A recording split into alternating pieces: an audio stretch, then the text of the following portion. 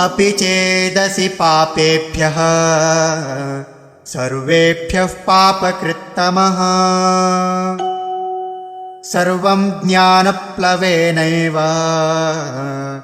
वृजिनं सन्तरिष्यसि।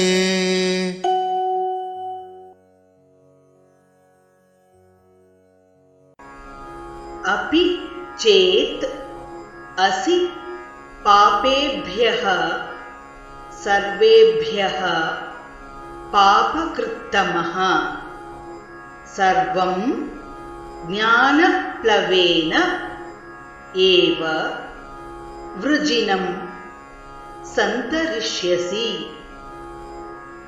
अपि चेदसि पापेभ्यः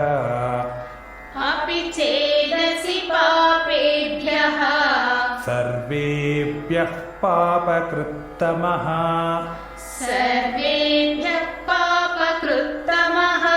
सर्वं ज्ञानप्लवेनैव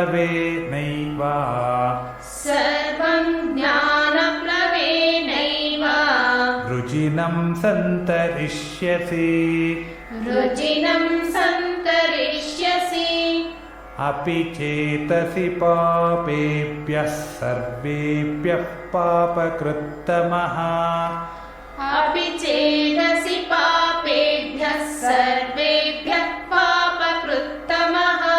सर्वं ज्ञानप्लवेनैव वृजिनं सन्तरिष्यसि।